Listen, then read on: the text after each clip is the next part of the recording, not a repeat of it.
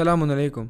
मौलाना, मुझे ये जानना है कि क्या शब कद्र के गुस्ल करने के बाद शब कद्र के अमाल और नमाज के लिए वज़ू करना होगा या बग़ैर वज़ू के भी नमाज और अमाल अंजाम दे सकते हैं? बिस्मिल्लाहिर्रहमानिर्रहीम।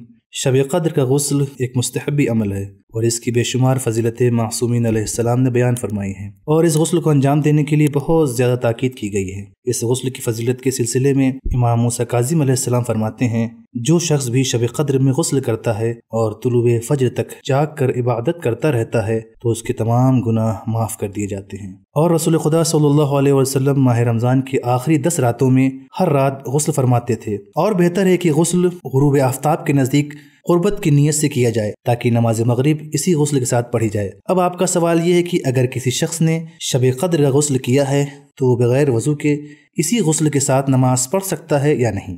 तो इस सिलसिले में आयतुल्लाह उज़्मा सैयद अली सिस्तानी हफ़िज़ुल्लाह का फ़तवा ये है कि आप शब क़द्र का गुस्ल करने के बाद इसी गुस्ल के साथ नमाज पढ़ सकते हैं, यानी नमाज के लिए वज़ू की ज़रूरत नहीं है। हाँ, शब 23 में दूसरे गुस्ल जो रात के आखिरी हिस्से में ज़िक्र हुए हैं उसके करने के बाद वज़ू करना ज़रूरी है, क्योंकि उसका मुस्तहब होना आयतुल्लाह सिस्तानी के नज़दीक साबित नहीं है। लेकिन आयतुल्लाह उज़्मा सैयद अली ख़ामनाई हफ़िज़ुल्लाह फरमाते हैं कि आपको शब क़द्र का गुस्ल करने के बाद नमाज के लिए वज़ू करना ज़रूरी है।